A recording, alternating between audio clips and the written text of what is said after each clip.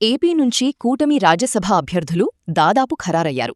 రాజ్యసభకు ప్రస్తుతం ఏపీ నుంచి ప్రాతినిధ్యం వహిస్తున్న వారిలో నలుగురు పదవీ విరమణ చేయనున్నారు. ఈ నలుగురి స్థానంలో కూటమి పార్టీల నుంచి నలుగురు ఎంపిక కానున్నారు. దీనికి సంబంధించి ఇప్పటికే ఒక నిర్ణయానికి వచ్చారు. సామాజిక, ప్రాంతీయ లెక్కల ఆధారంగా వీరిపైన నిర్ణయం తీసుకోవాలని నిర్ణయించారు. బీజేపీ ఇప్పటికే తమ అభ్యర్థి విషయంపై భాగస్వామ్య పక్షాలకు స్పష్టత ఇచ్చినట్లు సమాచారం. ఏపీ నుంచి రాజ్యసభ అభ్యర్థుల ఎంపికపైన కసరత్తు జరుగుతోంది.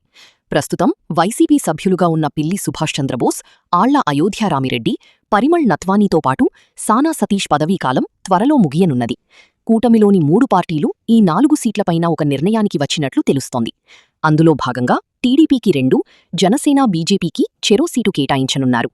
ఇప్పటికే ఆశావాహులు తమ వంతు ప్రయత్నాలు చేస్తున్నారు.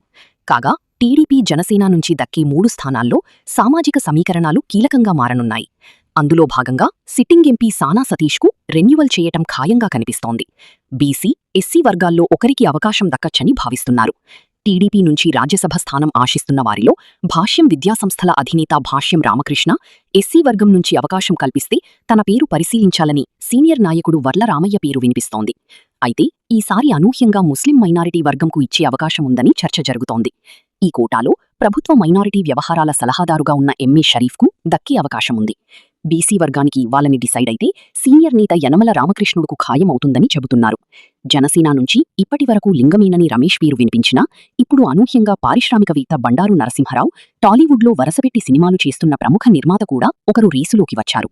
ఇక బీజేపీ నుంచి తమిళనాడు బీజేపీ నేత అన్నామలై పేరు ఖరారైనట్లు తెలుస్తోంది. ఇప్పటికీ అన్నామలై విషయంలో కూటమి నేతలకు బీజేపీ నేతలు సమాచారమిచ్చినట్లు చెబుతున్నారు. చివరి నిమిషంలో అనూహ్య మార్పులు జరిగితే మినహా ఈ పేర్లలోని రాజ్యసభకు తుది ఎంపిక ఉండే అవకాశముంది.